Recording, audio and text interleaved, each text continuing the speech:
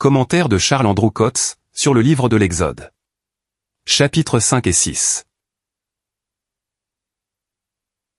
Il est dit en Exode chapitre 4, versets 22 et 23, « Tu diras au Pharaon, ainsi a dit l'Éternel, Israël est mon fils, mon premier-né. Et je te dis, laisse aller mon fils pour qu'il me serve. Et si tu refuses de le laisser aller, voici je tuerai ton fils, ton premier-né. » L'esclavage des Israélites en Égypte les retenait de leur vrai service pour Dieu. Dieu parla aussi aux siens, du pays bon et spacieux, dans lequel il les amènerait. Il pouvait leur parler, de tout ce qu'il avait dans son cœur pour eux. Mais en parlant au Pharaon, il les réclama pour son service dans le désert. Livre de l'Exode, chapitre 5. Et après cela, Moïse et Aaron allèrent et dirent au Pharaon, « Ainsi dit l'Éternel, le Dieu d'Israël. Laisse aller mon peuple, afin qu'il me célèbre une fête dans le désert. » Et le Pharaon dit, « Qui est l'Éternel, pour que j'écoute sa voix et que je laisse aller Israël? Je ne connais pas l'Éternel, et je ne laisserai pas non plus aller Israël. » Et ils dirent, « Le Dieu des Hébreux s'est rencontré avec nous.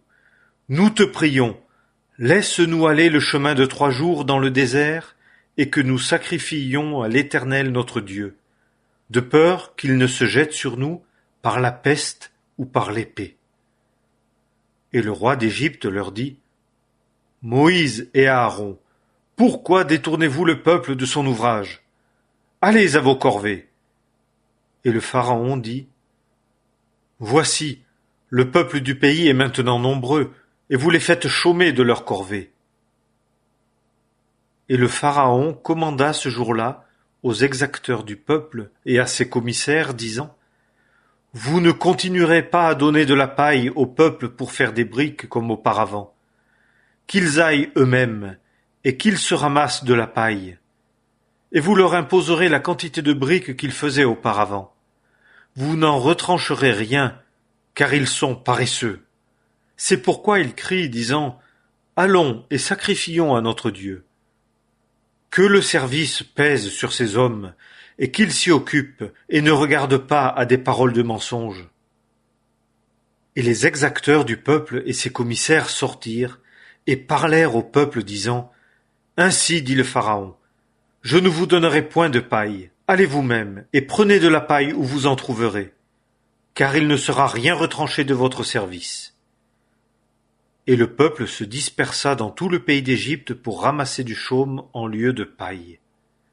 Et les exacteurs les pressaient, disant, « Achevez vos ouvrages, à chaque jour sa tâche, comme quand il y avait de la paille. » Et les commissaires des fils d'Israël, qu'avaient établis sur eux les exacteurs du Pharaon, furent battus, et il leur fut dit, « Pourquoi n'avez-vous pas achevé votre tâche en faisant des briques, hier et aujourd'hui, comme auparavant? »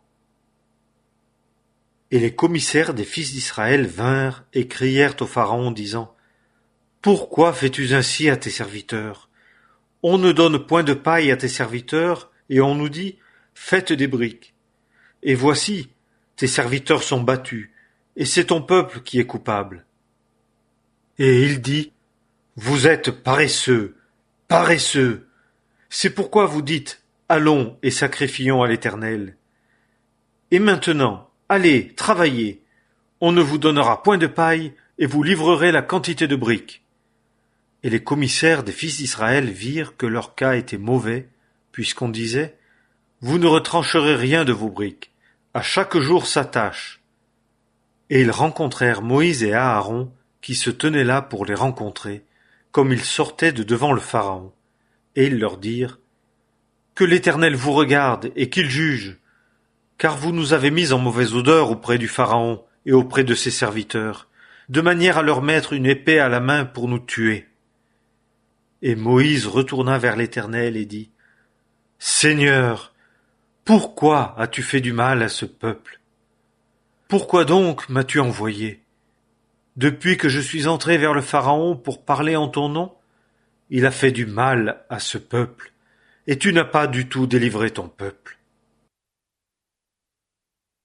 Tout ce qui est en Égypte, qu'il s'agisse des pots de chair, de l'idolâtrie, ou des travaux serviles, empêchent le peuple d'accomplir ce saint service. Le prince de ce monde fera tout ce qui est en son pouvoir, pour y mettre des entraves. La question qui se posait, était de savoir, si le service du peuple de Dieu serait pour le système du monde, ou pour Dieu. Ceci est important pour nous-mêmes, dans sa portée pratique. C'est une question sérieuse, que nous devons tous considérer. Sommes-nous réellement libres, pour le service de Dieu? Sommes-nous au contraire, d'une manière quelconque, esclaves des éléments de ce monde? Le système du monde réclame tout pour lui-même. Tout doit être dépensé à son service, pour qu'il soit enrichi. Le but de Satan est de lier le travail du peuple de Dieu, avec son monde à lui, afin de l'empêcher de servir Dieu, en rapport avec un ordre de choses spirituelles entièrement différent, et dont le tabernacle était le type. Ils sont nombreux, ceux qui s'efforcent d'améliorer le monde, de réformer l'homme, d'élever plus haut les masses. Mais plus ils s'attachent à cela, plus leurs vains efforts aboutissent à briser le cœur. Les enfants d'Israël faisant des briques en Égypte symbolisent tout le travail qui contribue à la construction et à l'enrichissement du système du monde. Du point de vue spirituel, c'est un labeur sans fruit, car il consiste à enrichir et à établir un système qui est sous le jugement de Dieu. On ne peut y trouver aucune liberté spirituelle, ni aucune joie. C'est l'esclavage. Les premiers mouvements vers la délivrance ont accentué la servitude du peuple. Ils furent contraints de faire des briques sans paille. Il est effectué beaucoup de travail de ce genre. L'amélioration du moi, comme l'amélioration du monde, implique un travail sans matière première adéquate. On ne peut aboutir qu'au désappointement. Dieu s'attache à délivrer les siens de toutes ces sortes de choses, pour qu'ils le servent en parfaite liberté, comme ceux qu'il enrichit d'une richesse spirituelle. La connaissance de Dieu en grâce est la source de tout. Abraham, Isaac et Jacob avaient connu Dieu comme le Tout-Puissant. Dieu avait fait des promesses, ainsi qu'une alliance, et ils le connaissaient comme le Dieu de résurrection, capable d'accomplir tout ce qu'il avait promis. Le nom d'Éternel se trouve dans tout le livre de la Genèse, mais ce qu'il signifie n'était pas connu.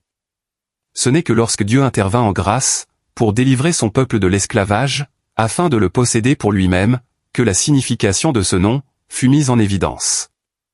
Le nom d'Éternel, Jéhovah, révélait ce que Dieu était comme Dieu rédempteur et sauveur, sa compassion pour son peuple dans ses afflictions, et sa joie de l'avoir pour lui. Comme le Tout-Puissant, sa puissance et sa capacité pour accomplir ce qu'il avait promis, étaient connues.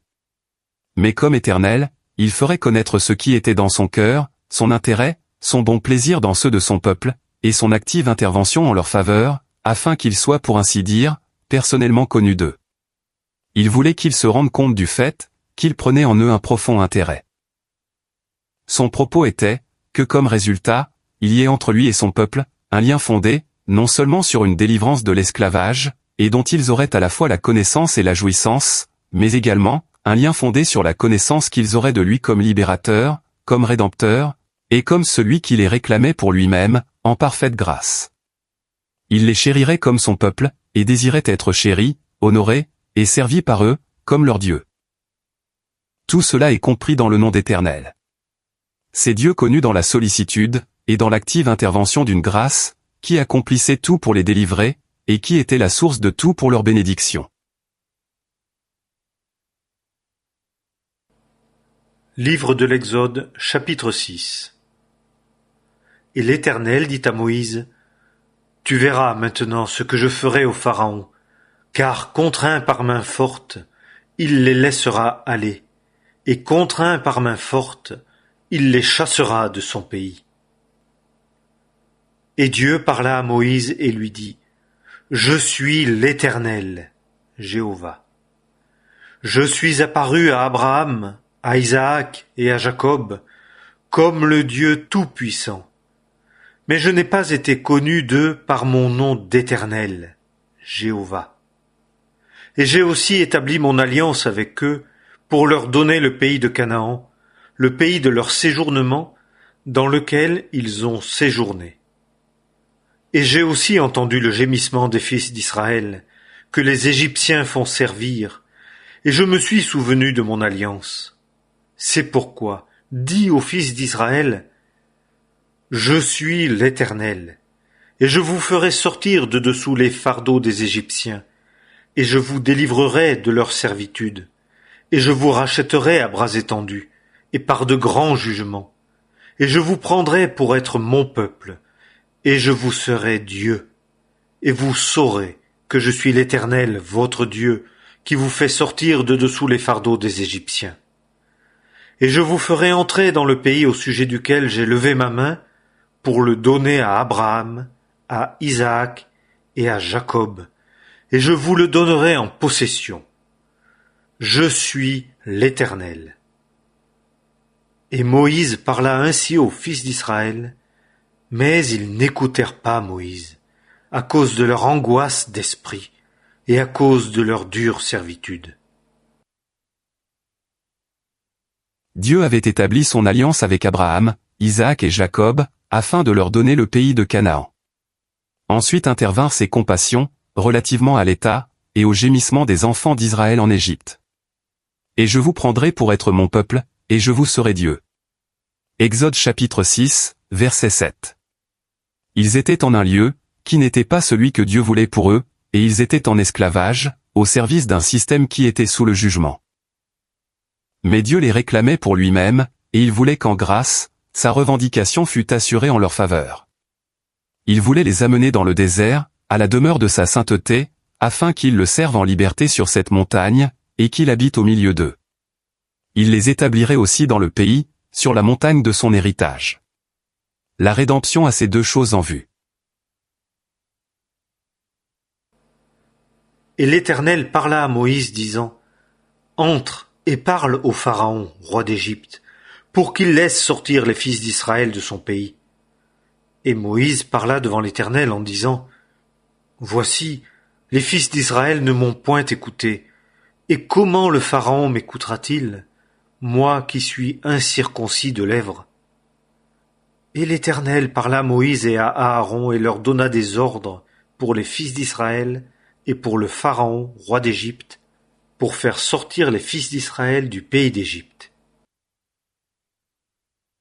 Au verset 13, l'Éternel donna des ordres, pour faire sortir les enfants d'Israël du pays d'Égypte. Moïse et Aaron furent placés en autorité, par ordre divin. L'Éternel affirma sa propre fidélité et son autorité. C'est comme dire, si le peuple n'écoute pas, et si le Pharaon ne veut pas écouter, je serai fidèle, je ne me renierai pas moi-même. Tout dépendrait maintenant, de la fidélité de l'Éternel, et de Moïse et d'Aaron, auxquels il avait donné des ordres, ceux-ci étant des figures de Christ, comme Seigneur et comme sacrificateur. Ce sont ici les chefs de leur maison de père, les fils de Ruben, premier-né d'Israël, Enoch et Palu, Hetzron et Carmi. Ce sont là les familles de Ruben. Et les fils de Siméon, Jémuel et Jamin et Ohad et Jaquin et Tsokar et Saül, fils d'une Cananéenne. Ce sont là les familles de Siméon. Et ce sont ici les noms des fils de Lévi, selon leur génération, Gershon et Kehat et Merari. Et les années de la vie de Lévi furent 137 ans.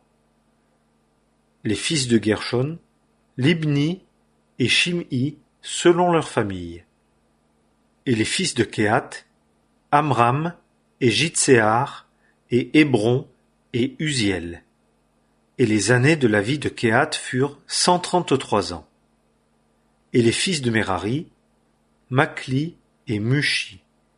Ce sont là les familles de Lévi, selon leur génération.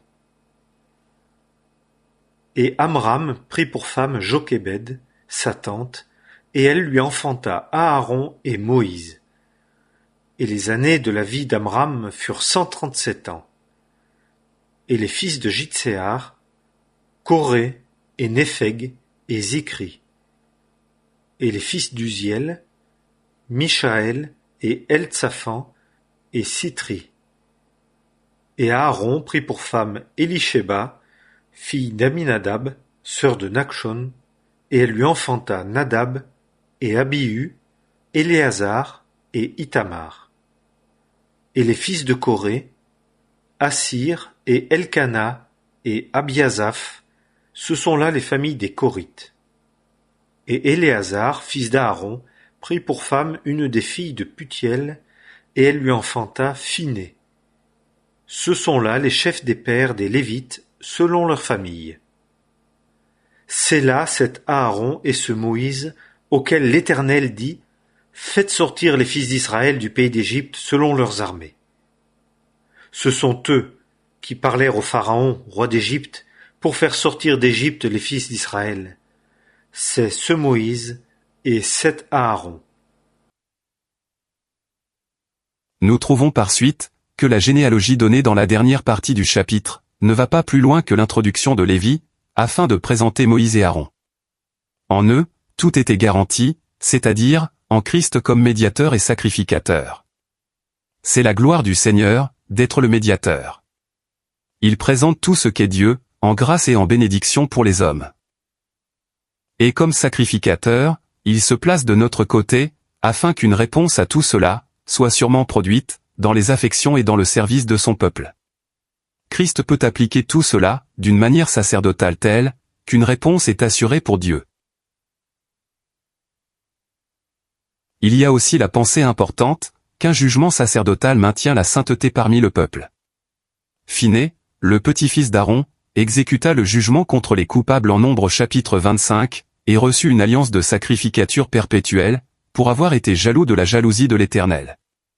Personnellement, Aaron ne maintint pas toujours un état de sainteté, mais son manquement personnel n'affecte pas ce qu'il était comme type de Christ. Et il arriva le jour que l'Éternel parla à Moïse dans le pays d'Égypte, que l'Éternel parla à Moïse disant: Je suis l'Éternel. Dis au Pharaon, roi d'Égypte, tout ce que je te dis. Et Moïse dit devant l'Éternel: Voici, je suis incirconcis de lèvres, et comment le Pharaon m'écoutera-t-il?